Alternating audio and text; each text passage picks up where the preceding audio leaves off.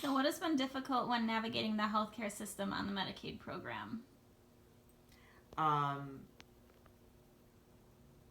Just when they had switched, I don't remember what I said before, that when they had switched to, it used to be just one, you were on Medicaid and you found who covered you. Like 3-4 years ago, they switched where you had to choose insurance, either Aetna, Illini Health, or a third one, and I don't remember what it was. And they didn't cover all your doctors, so now all these specialists you had for many, many years was really difficult to figure out which of those three would give you the most benefits you needed to make sure that your loved one was covered and able to get all the needs. Because once you pick it, you're locked in for at least a year, and it's really hard to change if you do have big problems. And they're not very helpful. You don't get all this education. It's not like a regular insurance where you call and all these people talk to you. It doesn't go that easy. I smell coffee. Okay. So going through all these years of being part of the healthcare system, do you feel that you've attained a higher health literacy due to the fact that you're someone else's advocate who has so many unique needs versus being your own advocate or just advocating for your typically developing children?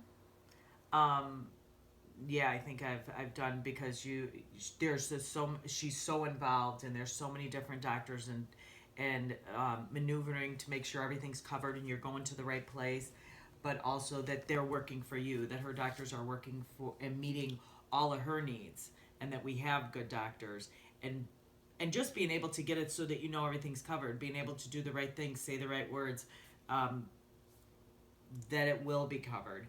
I think we've been pretty lucky, and I think that I really notice the knowledge I have more when I meet somebody who's just starting out. Thank you. Who's just starting out, and I see the wealth of information I have for them.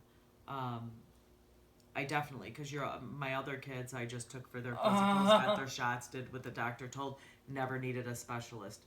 I really had to educate myself with her. So what aspects of the healthcare system have you felt were very successful and experienced positively?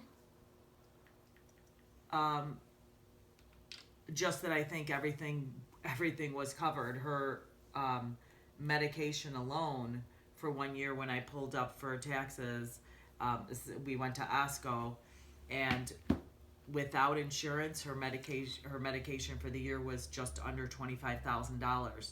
With having the insurance, my out of pocket was like around $250 for the whole year. And actually, what she's on now, I don't pay anything. It's all covered. She's on 5 different prescriptions, so they do cover stuff well as long as you go through the right channels and do what they say. Go to the doctors they need and follow all the rules. Really, everything's been covered, but they don't help you with it. So that's just the hard part. But if you do it right, she's had pretty good coverage.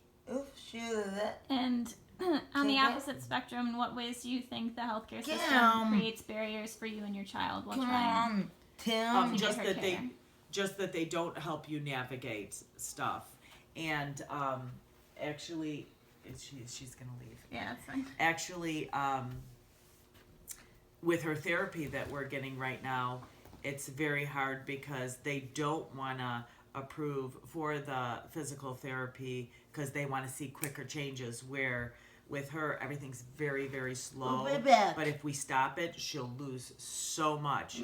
So it's working with the therapist and finding out the reasons that she has to have this therapy and how it's benefiting. And yes, I see a difference. And it's just like instead of just saying yes, she needs it because she can't do this, you have to do a song and dance and make sure everything's perfect so that it all gets approved. And same with the doctors, they're always doing that. When we went to the geneticist, we had to have just the perfect reasoning to do the genetic testing, otherwise it wouldn't be covered.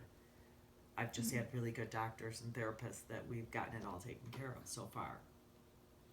And so kind of going off of that, what's one message that you would like me to pass on to my fellow OT students about working with individuals like you and your daughter in your situation? Well, with Mandy, she has so many needs, and she's not very forthcoming because she doesn't understand. She's mentally like a 2 to 4 year old. So I've had experience with many different therapists.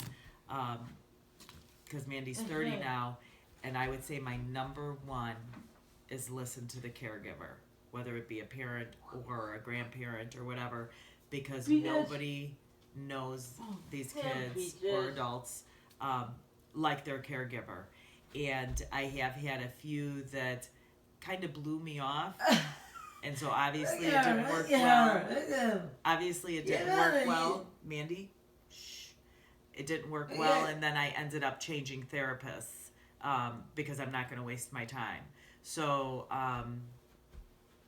don't have an ego where you think you know more, because you know how to do the therapy, but we know how to get them to cooperate and to have the therapy successful, and for you to get more work done with the kids.